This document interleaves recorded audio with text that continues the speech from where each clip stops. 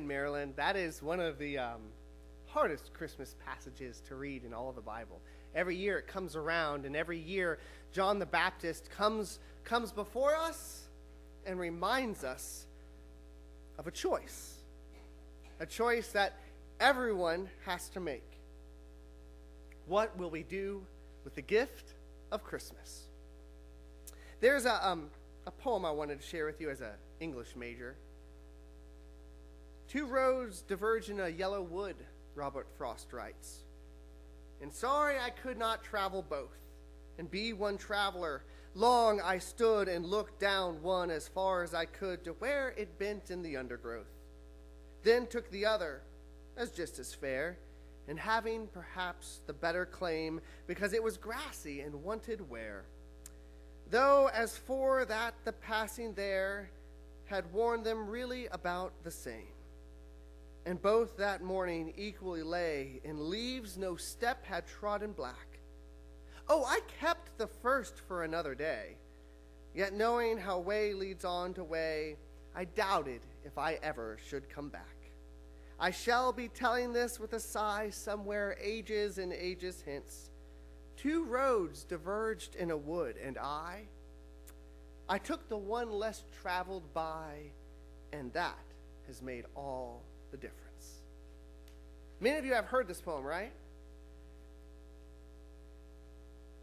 Who here has had to make a choice in their life? Wow, my goodness. No, what? All of us, right? This is just one. All of us. And not just one, right, Bob? Not just one.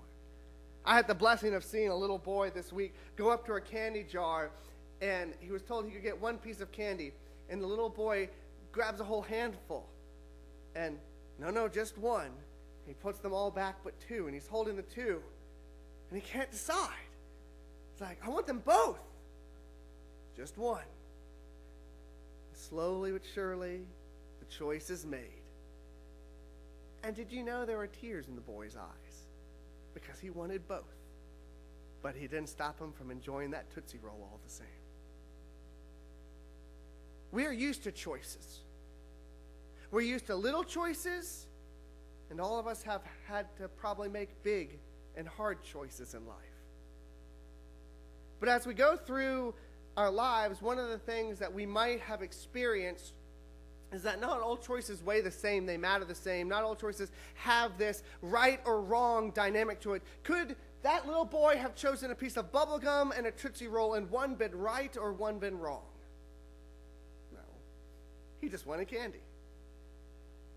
But how many choices have you made in your life in which there is that dynamic? John the Baptist brings forward a gospel truth of Christmas into our midst, oftentimes when we're not ready to hear it. He says that Christ's coming brings a choice. In a world filled with gray, shades, perspectives, timing, he said, she said, in a world in which choices don't even have to last. They can be returned, they can be changed, they can be split apart and sundered. In a world in which choice is a flavor of the month and not something that truly matters, John comes in with a disturbing Christmas present for us all. That Christ's coming is a choice. What are we going to do with that gift? For you see, the gift has been given. It has been given to the whole world. What we do with the gift of God, Emmanuel, with us, is a choice that each and every one of us makes. What will we do with the gift of Christ this Christmas? I was reading and thinking about the whole Christmas story. You saw the Magi earlier. We have the Nativity up here. Every single person or character in the Christmas story has to make a choice. Every one of them. If you look at Joseph, he has a plan for his life. the earthly father of Jesus, right? He had already set on his plan. He had been engaged to a woman that suddenly showed up pregnant, and he decides rather than have her stoned to death, he wants her to live because there's enough love and care and respect for her that he just wants her to live a good life, and so he tries to quietly dismiss her. And God says, hold on a moment.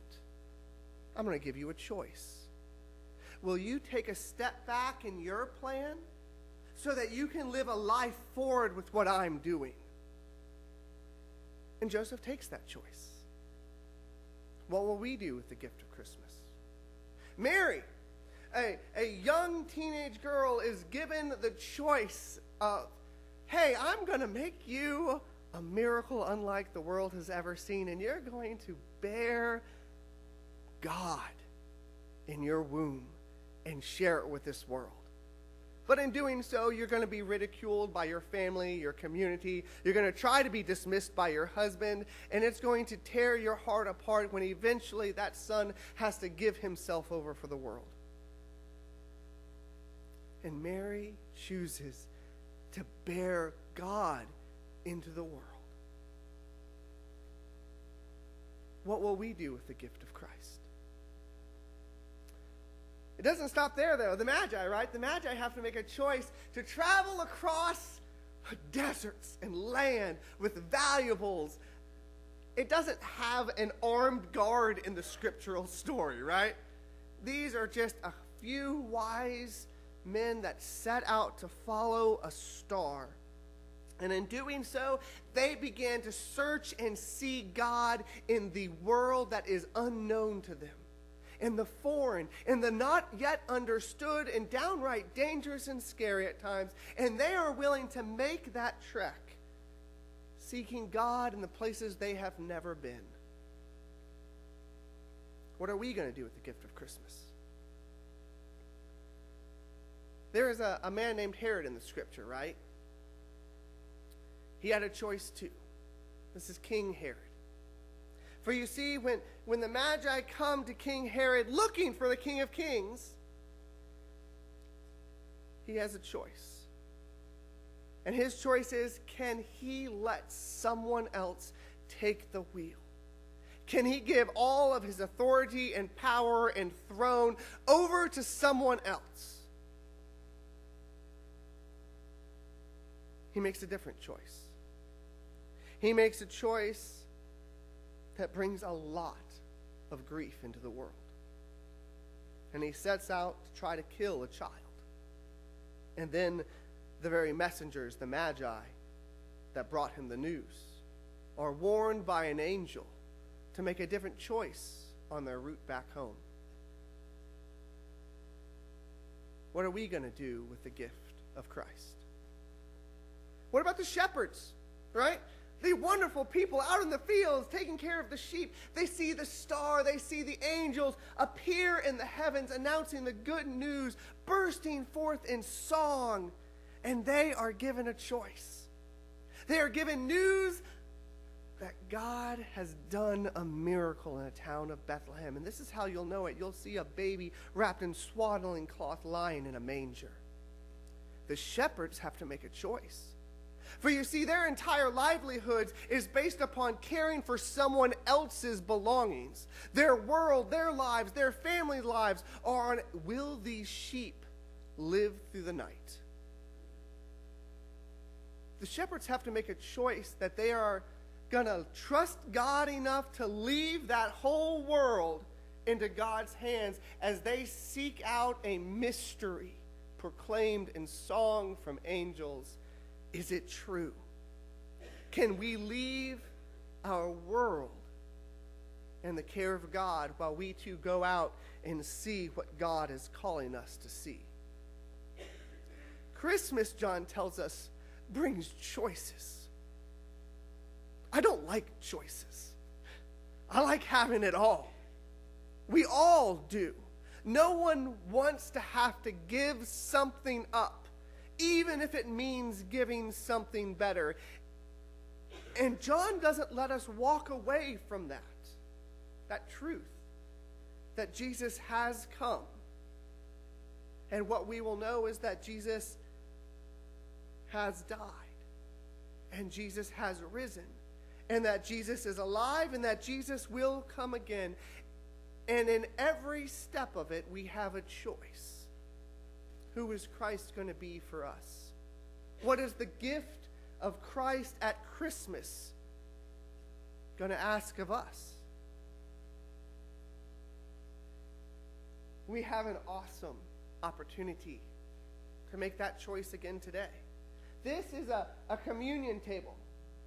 It speaks of a great Thanksgiving, a foreshadowing of what Jesus has done and is doing throughout all of history, bringing us together with each other and us together with God. It is a promise that when we come, we will experience and have the presence of Christ with us. And did you know it's open to every single person? And what that means is that each and every one of us has to make the choice of, will we partake? Do we want a little bit more Jesus in our lives, right?